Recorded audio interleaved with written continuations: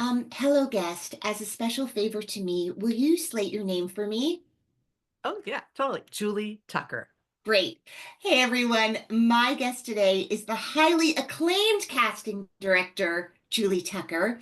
Julie's had a remarkable career spanning over 2 decades. Recognized for her outstanding contributions to the industry, she boasts an impressive tally of 9 Emmy nominations and 2 Emmy Awards and 5 Artios Awards for excellence in casting. Her journey began in the theater in New York City's Public Theater, and her introduction to television started with the casting of the first 3 seasons of Law and Order SVU, after which she founded her own casting company. Her current casting projects include Queen Latifah's The Equalizer, the limited series for Netflix called The Beast in Me, and the series Doc for Fox. Her extensive portfolio includes a diverse range of projects with her former partner, Ross Meyerson, such as the Oscar-nominated short Red, White, and Blue, The Expanse, The Americans, The Affair, Nurse Jackie, Fallout, Marry Me, Damages, 6 Feet Under, Rescue Me, and Homeland. She has cast hundreds of hours of television, several dozen pilots, and a few movies. In addition to her work in television and film, she has been on staff and cast for the Roundabout Theater, Manhattan Theater Club, and the Williamstown Theater Festival. I'm not going to read anymore. Google her so I can get more time with this gorgeous, gorgeous talent and friend that is Julie Tucker. Welcome to the podcast. Thank you, Lana. Thank you. Thank you. I've been such a big fan, so I'm very honored to be on. This is such an incredible service you do for the community.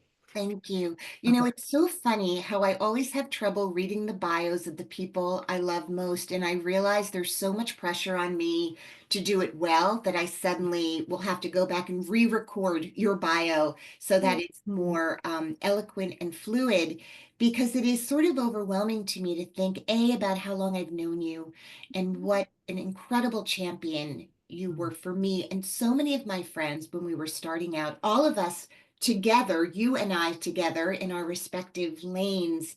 And when I had your former partner Ross on the podcast, I talked so much about what it is to go into a room where, and we always have felt this way when we came into your room in person and now your Zoom room, um, respected, loved, and given time to be human in a space that can often feel so inhumane in the way it's set up.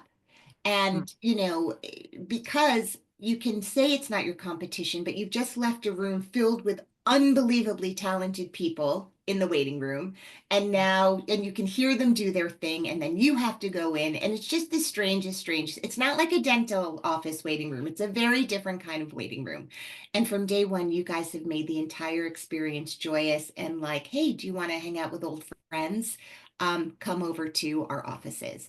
So that is my preamble, just to let people know that this is a very special, unique human that you are about to hear from.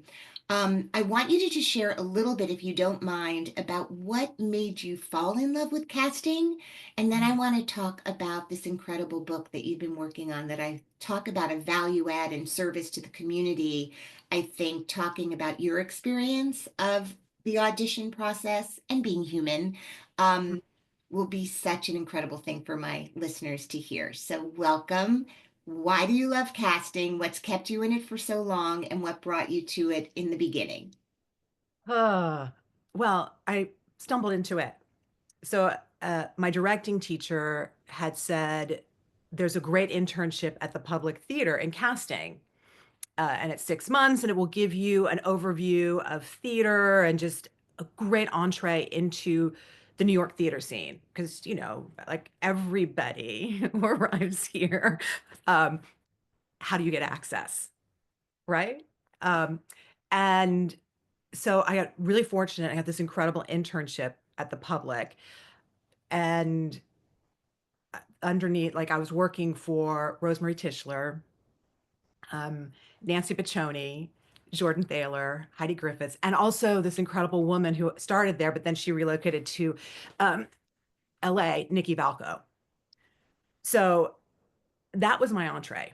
I wasn't ready to do casting yet at that moment in time, but I learned all the skills and in many ways my approach from those amazing leaders and humans. I feel incredibly, incredibly grateful that that is where my origin started. Like that's where I was rooted. That's where all the seeds were planted in that exact time frame. And it's kind of wild.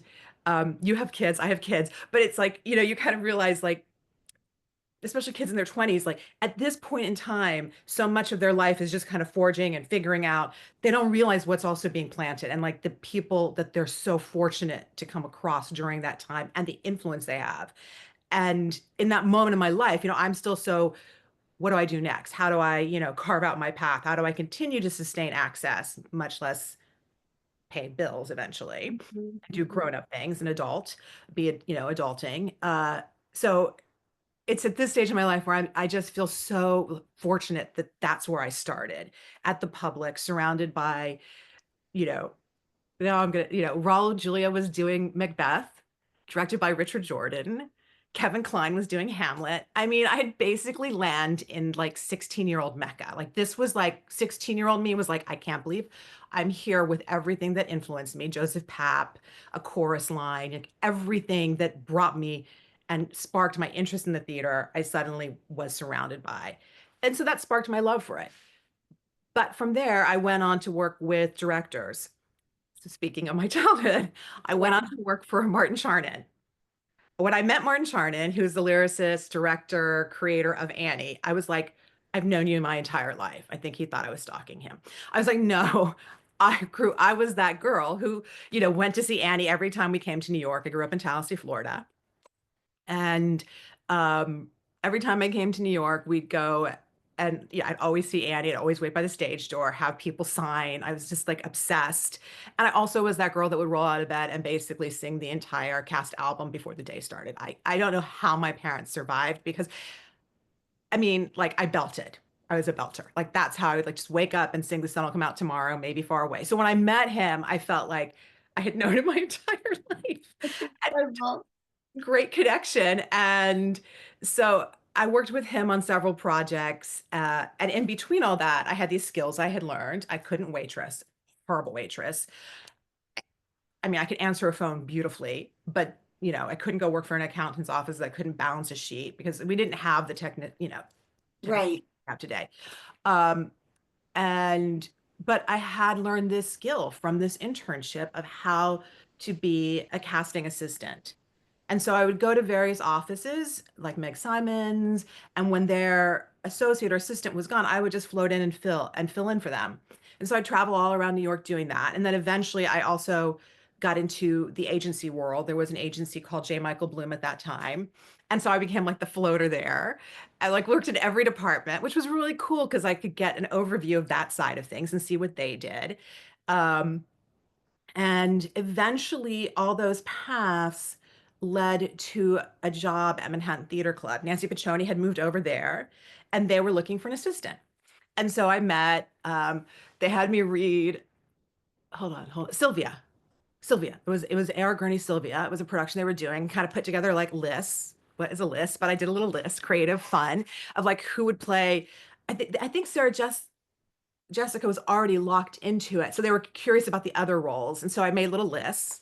And then I met, and then that really launched me more and more into casting and being a casting associate, working, having my own readings. Within like a year or so, I had my own casting project. But, my spirit was still very much like a wanderer. And so I loved it there. But I also was like, well, what else do I want to do? Do I want to direct? Do I want to do television? My expenses were really low at that time. I had a very inexpensive studio apartment. I had finally moved out. So my parents, let me back up a touch here, because this is a really important part of my story. My parents lived in Jersey City, right across the river from Manhattan. So when I came out of college, I could go there and commute back and forth. So I didn't have to immediately worry about, okay, how am I paying my rent and who's going to have toilet paper in the bathroom? Which becomes a real thing. The toilet paper in the bathroom, especially, you forget the Yeah. gifts when you go out on your own. So, I still instinctually want, whenever I'm in a bathroom that is not at my home, if there are extra rolls, even at this stage of my life, I'm like, I could put one of those rolls in my designer bag. Totally, totally, right? Because you're just like, because, you know, You're right. I mean, and now especially now we fast forward to like after COVID, we're like every time I look at toilet, I'm like, do we have enough just in case? Yeah, You know? exactly. Wait, but you said Tallahassee, so sometime between your young life in Tallahassee, everyone moved down to the Jersey, New York area. Yes. Okay. Okay, got Yeah. it. Okay. Yes. So we moved from um I'm like, little known fact about Yeah. me. I went to the Alabama School of Fine Arts my sophomore year in high school. So I went and lived by my, on in a boarding, like a boarding kind of scenario, because I loved theater so much. And my parents were like, okay, we'll just get you somewhere where you can do it full time. Wow. Um, Yeah. so I just, so I was that kid that I started as a kid who like woke up, sang every musical you could imagine, a chorus line and Annie specifically. But Then how did it I, find you? Like, Julie, who had those albums in your house? Like, why oh, do you know about them? Your mom, she was the musical theater lover. my mom was all things theater. She is all things theater. My father, somewhat, but he's more classical, like classical music. But Okay. mom went to Juilliard for a year before she met dad. And so she was very much of the theater. She was that person that was backstage all, like always, that was 100% her world. She's a choreographer, modern dance choreographer. So that was where that inspiration and Your mom was at Juilliard. yes, she was at Juilliard when Martha Clark was at Juilliard. They're still Oh, friends. that's So incredible. yeah, yeah, Okay, yeah. got So it. um, so went to the boarding school in Alabama for a year, flunked out of all my academics and was put on academic probation. And so at the same time, my mom's, you know, dance company was becoming more, was taking more of her energy and she was touring a lot. And so they wanted to be closer to New York. They both kind of picked up, which was kind of like amazing from their rooted, like my dad teaching at, I think the FSU and like my mom's dance, they both basically picked up all their roots and moved to New Jersey and started in the temp world doing data entry without really any stable jobs. But this was a big thing at that point. So it provided for them, us, and I think also why I'm telling this is it also gave me a really good role model of people that were able to still sustain our life, but were able to move on creatively to Right. continue to create. And reinvent themselves or not let fear stop them from going for it in some way. The fear of providing, which Right. especially you have two young girls, it's like Yeah. knowing that like, okay, we have this and then we have this. And so, and also I think they saw me, I was really struggling, and like going back to school in Tallahassee, Florida, just really, that would have been just an awful option Right. on so many different levels. But being able now to be up in New Jersey, um, and having that access to New York was Right. everything. I could like, Without the pressure, as you were saying, like it allowed you to just try on all these things. When you talk about the public theater, um, and what was going on, this sort of glorious moment the luck of you showing up there at that moment with all of those people who were really like godparents of this generation of casting directors. When you say like it planted the seeds, just in kind of like a more granular way, what are things when you look back to that time and how you approach your work now that have in fact stayed with you in terms of how you set up a room and an experience for everyone involved, from the producer to the director to the writer to the actor? it's a beautiful question. It's how I hold space. They taught me how to hold space. Can you talk more about that? Absolutely. Um, which also segues into a lot of my writing and my research. So I'll try to like loop that in. That would be wonderful. What Yeah. what Julie means by that is she's been working on a book. The working title is It's Not About You. Um, but I think that's the writing that you've been doing, and I think just that segue would be beautiful and elegant. Yeah, no, I appreciate all that. Yeah, the idea of it's not about you and the book and what I've learned from actors is how not to make it about ourselves so we can get on to what is. So it's not about you, it's really about understanding it's really not about you. The audition process, the casting process is not about you. And the more all of us understand that, the faster we get on to what is about us. And so we can offer our gifts to the world. And the world needs that now more than ever. Um, so holding space, what I learned was that first and foremost was to keep the drama out of the space and to keep the space very intentional. And because there's going to be so many different energies coming in and out, and especially nerves is part of that, right? And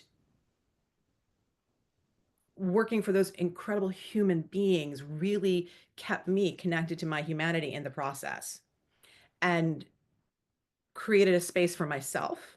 Okay. So, one of the things that I didn't really talk about in my origin story is the fact that I'm painfully dyslexic and had all kinds of like learning things.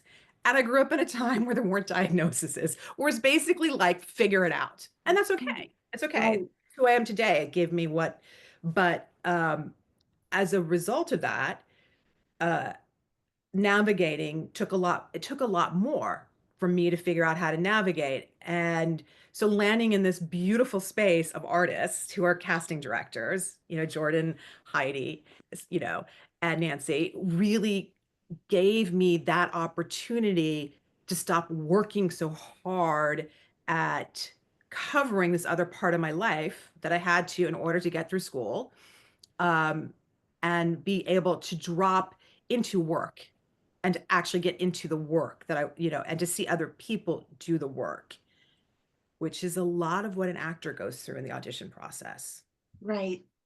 So holding a space is allowing for all the energies to come into the space. And it's a lot. Okay. So, like, there's so many different layers to this conversation. There's a layer of when you're doing theater and you have you have the whole entire team with you and they're behind a desk and understanding how that is going to affect the human on the other side of that desk and understanding that it's not they're not going to be able to walk in and be um, regulated. Okay. Like they're going to be nervous and that there are many different levels of nerves.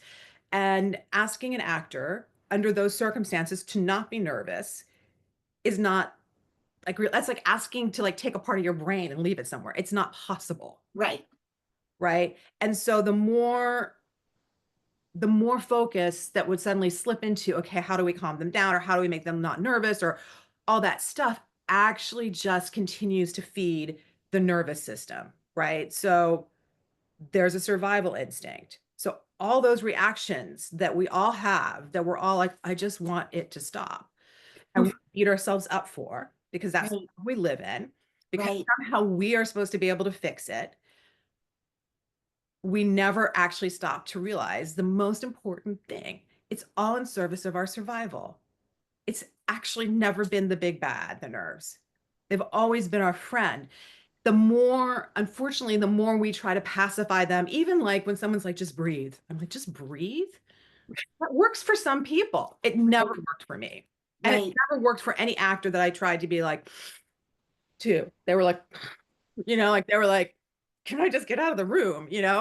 Um, so befriending the nerves and inviting them in and creating space for them and beginning to understand how they are coming into the space and why they're coming into the space is all in that first kind of idea of no drama and really choosing mindfulness, which is that big like woo word, but it's really where you decide to put your attention and to give our nervous system some attention and to honor it and to be like, you're upset about something.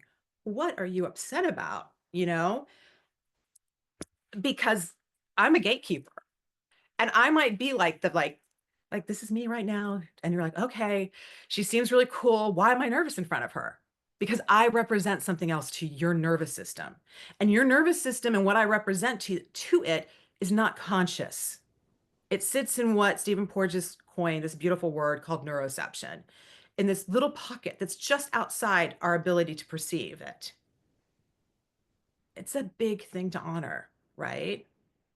So honoring that when I open the door and call your name and suddenly I look like a lion coming at you and your whole body went into fight or flight is an important thing for an actor to honor. And for me as a casting director to also honor that that's happening and that I might have the best intentions. I might light my candles. I might have my Himalayan rock salt lamp going, but all those things might not help you in that moment. And that is okay. And just because someone is coming in that state does not mean they're coming to set or the stage in that state. This is Right. very different stimuli. Because I would once have a director or producer tell me like, well, why are they nervous? Won't they be nervous on set? And I'm like, that's a different thing to identify. This is stimuli that nobody's been trained for. You go through acting classes, you go through rehearsals, you learn how to navigate all kinds of stuff that's outside of your awareness. That's part of your job as an actor. You're always working with the unconscious, subconscious, whatever that is, right? That like neuroception field. Um, that's what you do. That's your genius. But in all the training, never have we taught it how to react to the audition, even the self-tape process. And so there's a gap. And so when people are like, why does auditioning feel so different than acting? It's that. And the gap is different for everybody because everybody has different relationships to the hierarchy and to gatekeepers and to what just happened last week. I mean, it's really like it's all very accumulative and also to your biology. So, I could hit a time in my life where I'm like, oh my God, I'm so calm. I love this. And then, perimenopause comes along and just wipes that right out. Right. Right. And so like something else. So then I have like all this stuff I've been doing and now I'm like, oh God, it no longer works. So now I have to come up with a whole new toolkit because the nervous system is fluid. It's which is what's so beautiful about it. But it's also means that as humans tending to it, we can't think that, oh, okay, now that I have like this practice going, I got it. There's no getting it. It's a constant journey and constantly like what regulates me so I can do my work and have my offering, or what gives me just enough window of tolerance where it's fine, right? Because there's always going to be an activated state. Like even coming into this, I felt activated, but I wasn't in the state of like what I had experienced in the past where, um, I'd go into Zoom meetings 5 years ago with executives that were my friends. And I would be like, I'm in fight or flight. I'm literally, if I had like my like ring or something on, I'd be like, my heart is like in a state right now. What is happening to me?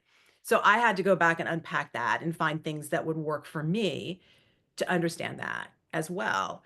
So I come at this from both my own experience and also from what I learn from being in the room. And it's a lot of information.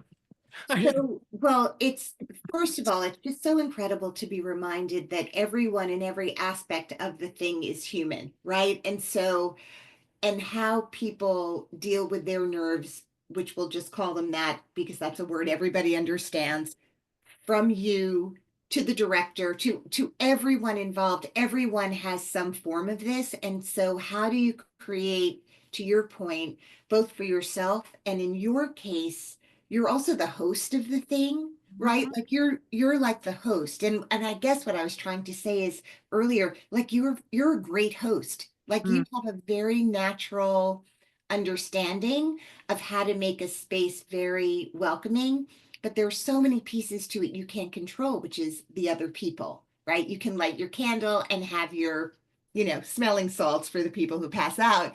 But Yeah. so I'm curious, obviously, to your point, everyone's nervous system, even though the way you would describe it is the same. The nervous system is the nervous system.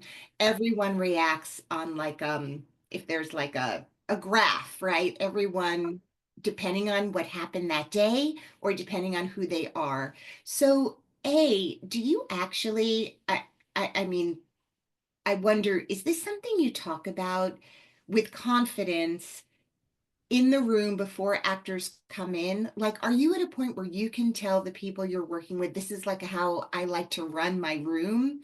Is that something you say out loud, or is it in gestures and just the way you behave? Mm, mm. So yes, but also. So it's all my clients are different.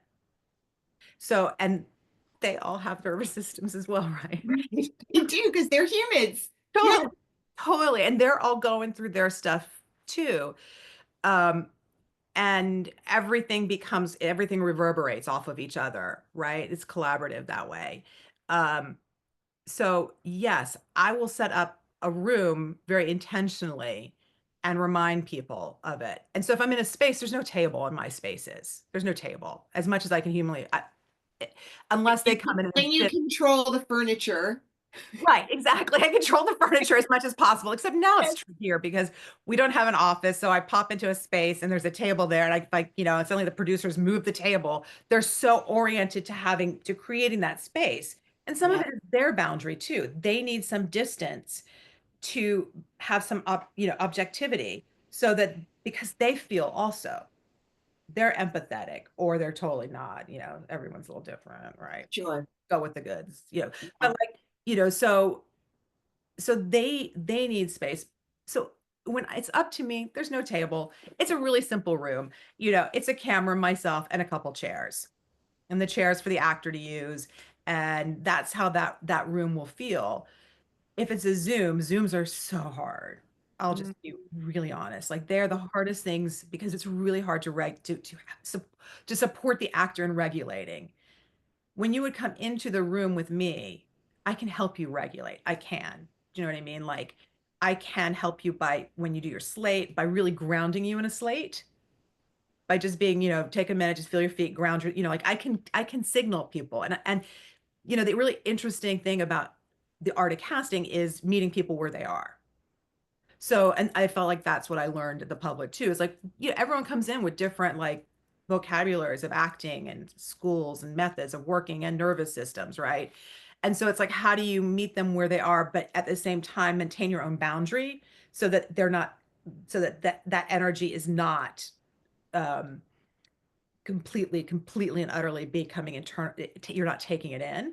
mhm. So um as people come in, you kind of trigger ideas in them. Like you go, okay, I'm reading with you. This is where you're looking. This is, these are some pointers. You help them set up the room and find the space. It's really hard to do that on Zoom. And on Zoom, a lot of times when I'm doing a Zoom, it's because I have producers. They're struggling on Zoom, So it's very different on Zoom. I'll just remind them, turn your camera off, turn your mic off, and whoever's guiding us through it, whether it's myself or Kim, CJ, will be the voice, so to speak, and that will constantly like go, do you want to continue on? We have to guide everyone through the Zooms. Um, and then, if we start and like I see someone's camera or mic isn't off, I might be like, wait, we can't start yet, or, whatever, for the most respect for the actor, so that we're holding as much space for the actor. But it's Right. hard because, like, if I'm reading with somebody or they're reading with a reader on Zoom, I'm like, are you looking at me or where are you looking? Because I can't always tell, and every camera is a little different. And I find that when people are connected, they'll drop more into themselves. But actors show up, and because they've had different experiences, they want to control, understandably, and so they won't always do that. And so it's there's a constant dance and adjustment and a flow with that that I have to stay really open to and be very mindful of. And sometimes, if it goes bust, I'll just be like, that's a Zoom bust. Right. I'll go great, but I Right. will, that's part of my job is to just be like, I know this actor, I know their body of work. The Zoom is just cringy sometimes for some people. And same way it is for self-tape. Same way some people excel at a self-tape, but like they're going to get on set and they're not going to be as beautiful and perfect as that self-tape was. Right, as comfortable. It's so funny when you said, I mean, I think the big question for everyone who pursues this from the acting side of things is why is auditioning nothing like acting? Like, why is it nothing like the job? um, Even though it's such a huge part of the job. And it's not, to your point, it's not that people's nervous systems don't get super excited when they're actually on set or in the theater, but there's something about understanding that this is now the collaborative part. The auditioning part doesn't feel collaborative. And often, many of us sort of got into this ability to understand that this is our chance to do this part today for these people. Mhm. My thing was always like, this is my take, and I hope it's a value add to what you guys are doing, but this is kind of how I see it. And I would sort of, I don't know, just live in like the joy of getting to do it. But there was also a thing that used to happen that I happened to be really comfortable with, and it worked for me. And not everyone was great with this, is I was okay and enjoyed the banter Mm, before, when there's that moment when you have a moment to just be yourself in the room with people. If there's an opportunity to be funny, you take it. If there's not, you just do the work. Um, but there's something about being able to walk in a room and feel socially comfortable mm, that could be very helpful in terms of the people on the other side of that table or not, knowing who I was separate from the part that I was about to read. Um, Now, if that's something you hated, the self-tape and the Zoom is perfect mm, because you don't have to be at a cocktail party. You can just do the right. work and get in and get out. But I do feel like I'd love to talk a little bit more about, if you don't mind, um, we do all develop to call them tricks, maybe isn't the right word, but the process that gets us over the threshold from outside the room into the room. It's like 3 inches of saddle in the doorway that you have to cross over from waiting room to audition room, but it feels like miles, right? As you described, your body suddenly goes into like, I don't want, your legs feel heavy. It's really hard to cross over into through the doorway. Um, as you were saying, like breathing doesn't work for everybody, although if it does, that's fantastic. There are people who look at 3 objects 10 times, and there's a million different things. Is there something that like when you think about the why you've been working on this book and sort of wanting to share what you've been learning and experiencing in your own life with others, are there sort of practical things that apply to everyone, or is it more you have to find your own, but it starts with being aware of what is happening to you? I love that question. You asked the best question. Thank you. God. So I really wish there was like, just do this. Right. And my research led me to like the incredible Bessel van der Kolk, who wrote the book The Body Keeps the Score, and I spent some time in space with him, which was amazing at Kripalu. And one of the most powerful things I walked away from that time with him about treating trauma was that no one modality works for everybody, and that what happens in trauma especially is the person experiencing the trauma begins to just get more traumatized because the modalities aren't working. And he said the most beautiful thing, which is how he approaches the study, was that it's never the patient that fails, it's always the modality, and that it's finding what does work.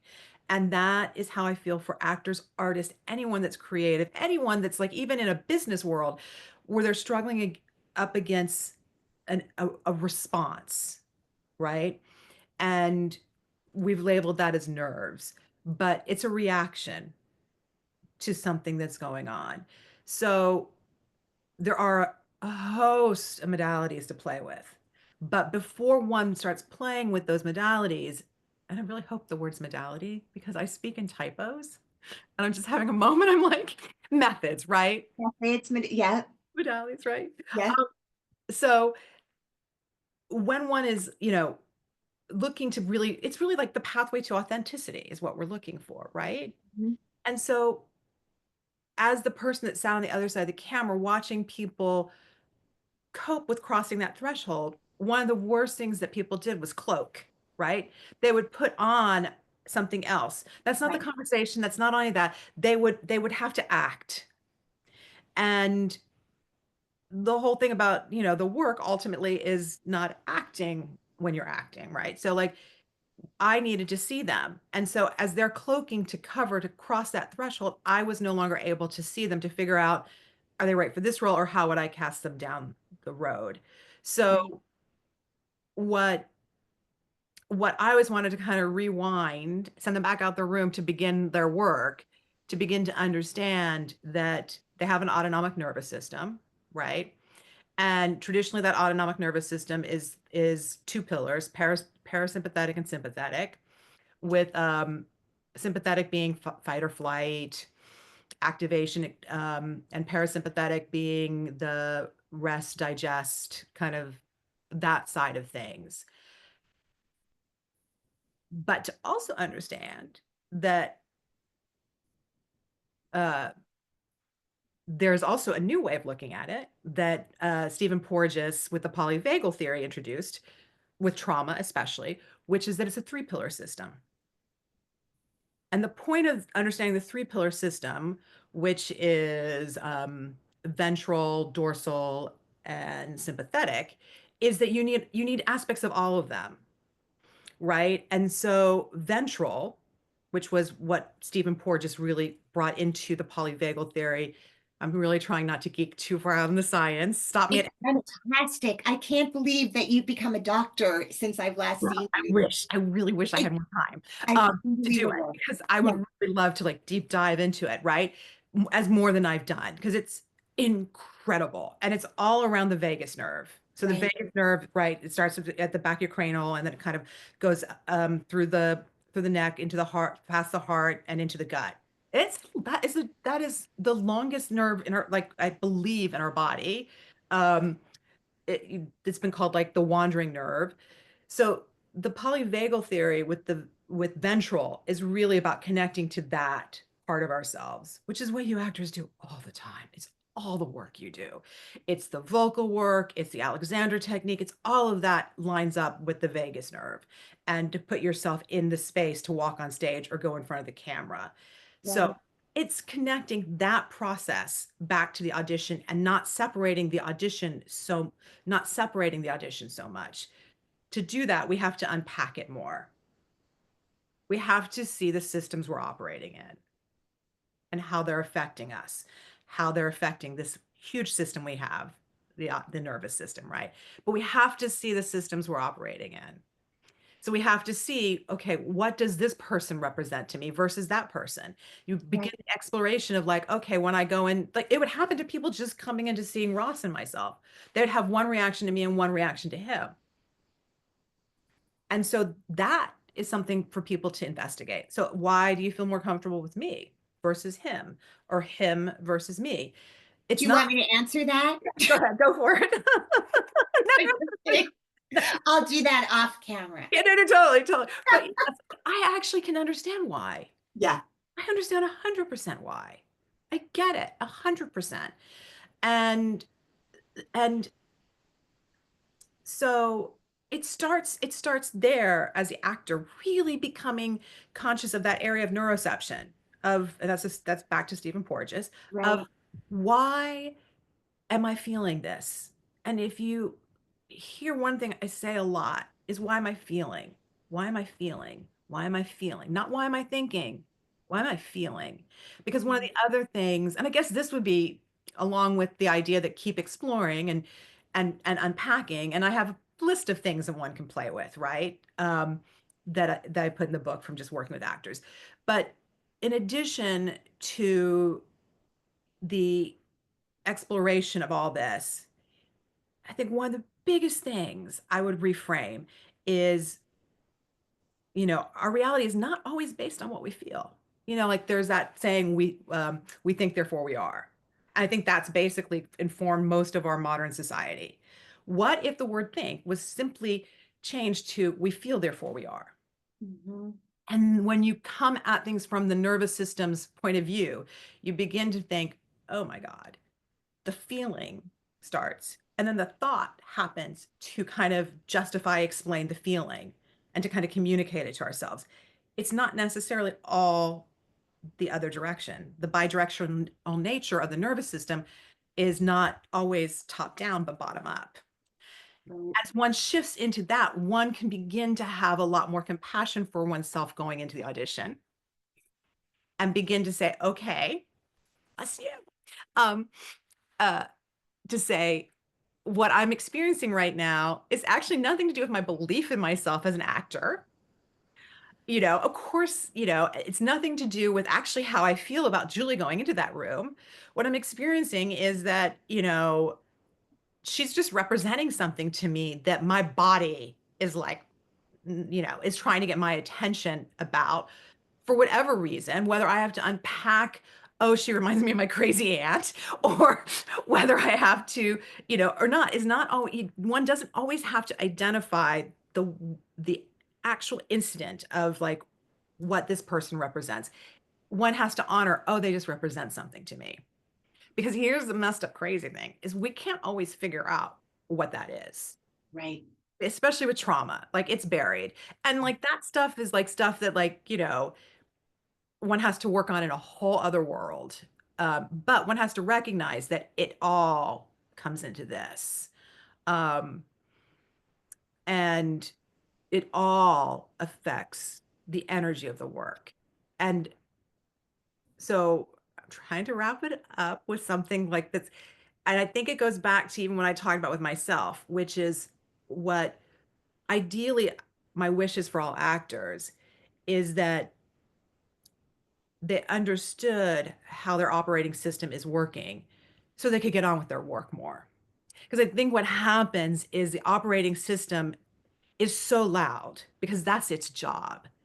And that we get so caught up in spinning in the other direction of solving it, fixing it, or, and all the other things that feed into that.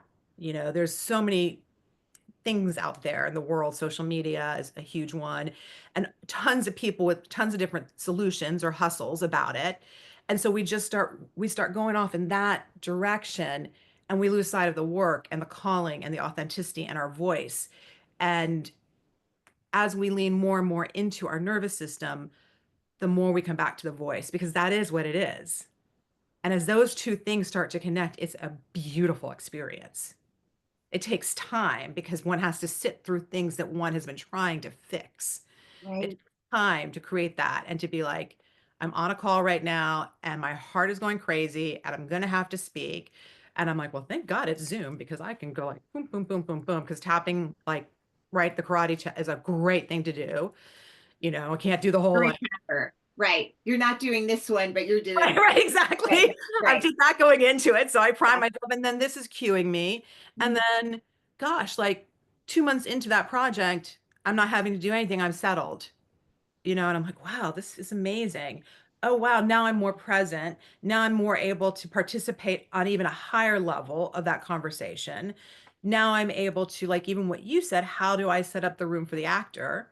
I'm able to call out things because I'm more present, because I'm not having to like, have a dialogue with my fight or flight sense. And when you're in fight or flight, you're in survival, and all survival mode wants is your attention. It is not going to shut down. No matter what you do, no matter how many breaths you take, when survival mode is hit, it's it will it must have your attention. So, um, I don't Holy lot. It's a wow. the book is much more organized, like that's why the book exists because it organized all this. I appreciate that. But what I love about doing this podcast, which really becomes stream of consciousness conversations between two people, that it's like a dream, every conversation I have, and we can't control where our dream goes, Mhm. is the unpacking of an idea takes time.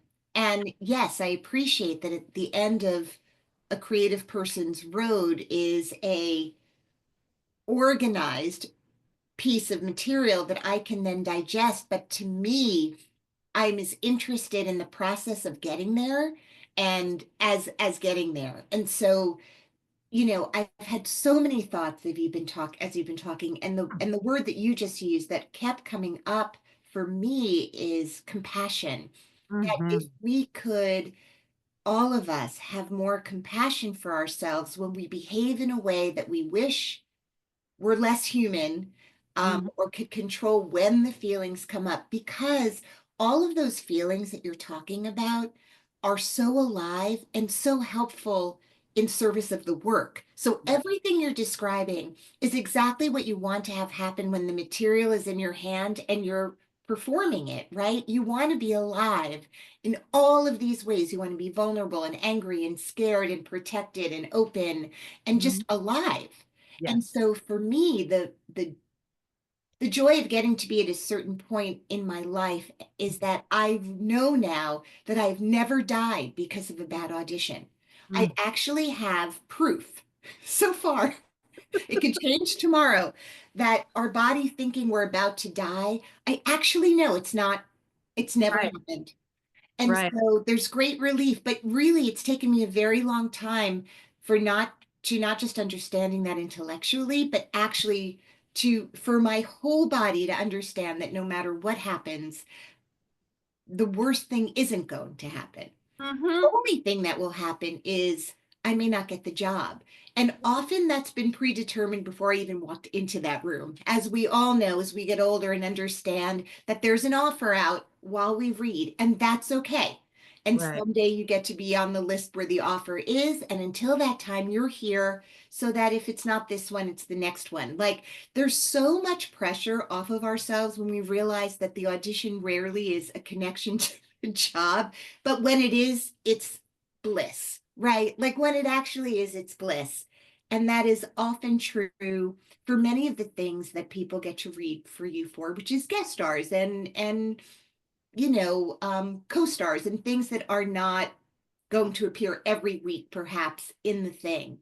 But the other thing that a lot of us found, and maybe it's good and maybe it's bad, are beta blockers, right? Oh, yep. There's something that can actually, in real time, if you don't always have the time, and I'm not suggesting anyone take a beta blocker because it's a drug, but there are people who try to cheat, and I think ultimately the beta blocker is not a good idea. What's a great idea is what you're talking about, which is understanding the science of what's going on. The minute it becomes science, it's actually no longer about me, right? It's It's now I'm fascinated.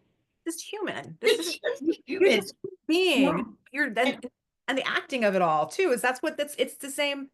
It's the same thing. But I do want to say that one of the really amazing things about the science and about kind of in this world is that like if the beta blocker is what you need, you know, in a certain period of time, learn the science. Do you know what I mean? Like, because like, I know a lot of people that go in and that's what they take to pitch as writers. These are our showrunners. You know what I mean? Like they have to go into these hierarchies as well, which I break down in the book because I get really fascinated by the system. So we all right. operate in. But so it is, but to develop the other to kind of go, okay, I need to, because within that is the pearl. Do you know what I mean? That is actually the gift lies somewhere in there because the nervous system is from which we create from. So And that everyone in that room, like, like, by the way, the one time I took a beta blocker for an audition, I spent my entire audition telling everyone I'd just taken a beta blocker. So like I couldn't take one. They'd probably pass me out. Like I have friends, they like, take them and they're like, because I was just so I was like, do I seem guys? I Do love I you. seem How do I seem? Does it seem Right. And I remember you so vividly from like I feel like I feel like there's always a moment with an actor. I'm like, that's when I like, they like in my brain. And like, it was A Flea in Her Ear. It was Bill Irwin. I remember you so vividly.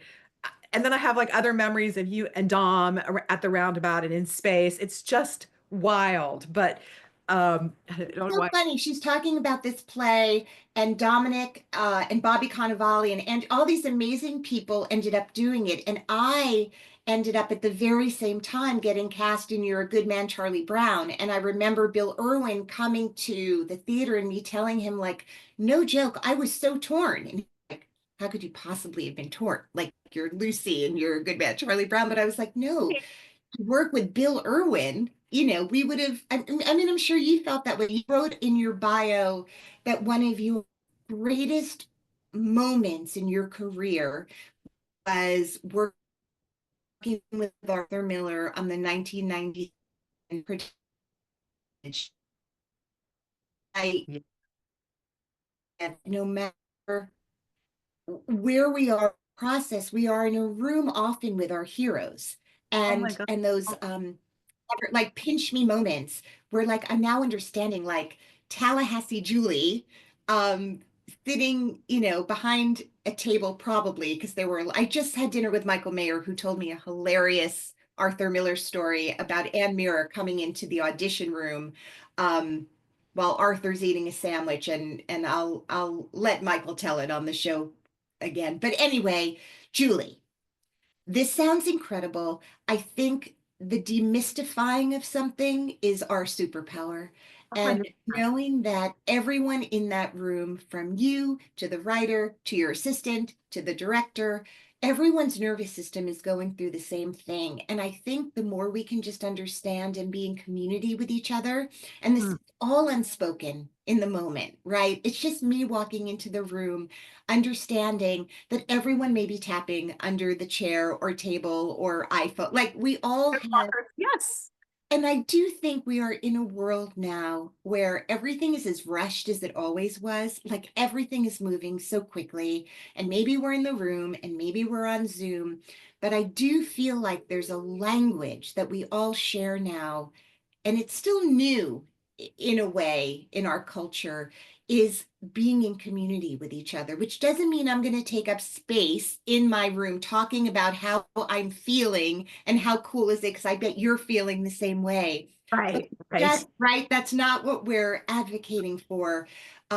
Because there's no time for that. How great if everything could be a therapy session, but life Right. doesn't work like that. Right. But Right. just to know that there's a human being in every box on that Zoom, and everyone's doing the best they can.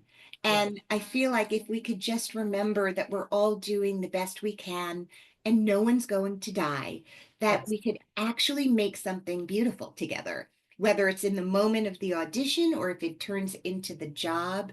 And I love that after all these years of you starting at the public and learning, I asked you what the thing that you brought forward with you is, and it's not maybe how you make a list or what font you use, but it's really like, and there's no more player's guides to make, everything has changed, or Thomas guides.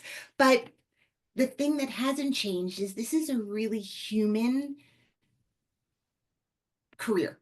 Yeah. If you like people, and you have to really like them, right, to stick with it for so long, it can be really beautiful because you make friends, not just get jobs. And not to be corny, but I feel like you and I, who have not seen each other in a very long time, but if I hear your name, I grin ear to ear, and it comes up often in our household. You have been a fairy godmother at many moments in our lives, especially for Dominic in huge ways. And I get to be the recipient of those huge gifts in different ways. I just adore you. And I adore most of all your kindness, your integrity, your creativity, and Mm. your passion for the thing. Because I really deeply believe if you no longer felt passion for it, you'd go do something else, right? Uh, You're still here because it means something to you to tell stories and to be a part of telling stories that can be really impactful.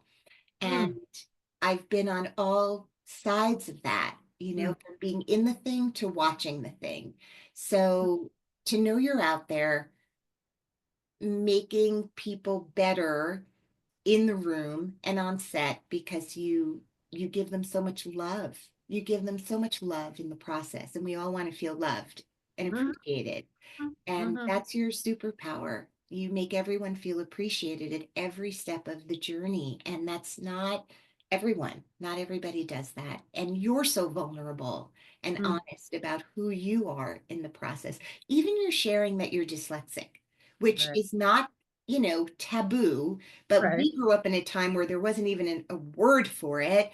And going like, she's dyslexic, and every day she's figuring out how to take that and work with it, right? That's a disability. Like it's a real Really hard. thing Yeah. that one has to incorporate. And again, those things often become our superpowers. They create empathy and compassion and patience. Um, but to develop that for yourself is a huge thing too. Yeah. So I admire you tremendously. That's what I'd like to say. Right back at you and for the space you hold and the service you do. I think that when actors ask me, for advice, I send them to you to listen. Yeah. Listen, listen to actors that have what you want. Like Amy Ryan's, I love that. It's like from like 2000. Come on. That's years ago, but it's Right, incredible. right, I was right. But still like in a that's one that always studio. sticks in my brain. You know what I mean? Like that's like because I loved her journey and her talking even about the way in which she set up her finances. Like to me, that's like if an actor's coming to me, I'm like, listen, or find your, who on there is somebody that you as path you want and Right. listen how they did it because that will tell you more than me giving you like my own personal tips to for it all. My own personal tips are mine. And I think that the thing that is so important for actors to know is like you guys are also like you're my answers constantly. Like when you're talking about me being the fairy godmother, I'm like, I'm like, oh thank God for you. Do you know what I Yeah. mean? So Yeah. Thank and you for answering the need. Yeah. yeah, and just, delivering beautifully and just, just it's heaven for me on all those fronts. And the one last thing I want to say about the nervous system that I think is really important to leave everybody with is it's designed to troubleshoot and to go into situations, find patterns, and look for the negative bias. It's designed, that's survival. That's our survival. It's like when the thought, just keeps going around and around in our brain about like what we did wrong, like the line we said wrong. And the thing that's actually happening for you in the room as an actor or when you send me your self tape is there's actually so much more good than your awareness is can allow for. There's Mm. so much more good happening. There are seeds constantly growing underneath the soil. You just can't see the sprouts yet. So we just creatively can't go digging them up with our minds, worrying about the stuff we can't see yet. There's so much more good. And that is one of the most beautiful lessons of studying the polyvagal theory, and specifically Deb Dana's interpretation of it. So those roles that, like you said, that one's not booking are really the inspiration for the role that we will be inspired to cast you in down the line. And that I've done it for like 20 odd some years. So I actually can tell you that actually is what happens. That's how Right. things grow. It's like a garden. It's not in Right. our time. Right. Right. So let's not trample our own gardens. Let's just actually um, take Yeah. really good care of them. And That's each other's exactly. And when it's yeah. bountiful, share the fruits. That's the other side, as long as we're on the garden analogy. Yes, let's keep going. All right. Well, thank you for being on the podcast. Before I let you go, is there a little known fact that you can share on top of all the facts, Julie Tucker? I mean, I was a musical theater major at the Boston Conservatory of Music. There you go. For 2 years before I went to Bennington. So I did go out and try to, like, for a minute or two, try to, like, turn into Miss Hannigan. I don't know. It's not too late. It's never too late. Every time I see Bernie Telsey, I'm like, I've got my 16 bars. And he's like, I want to see them. I'm like, oh, no, it's okay. By the way, you guys should be in miscast together. That would be perfect. All right. I'm going to let you go. I adore you. Thank you for doing this, and I hope to see you soon. Yes, likewise. In the room soon. My love to Tom. Yes.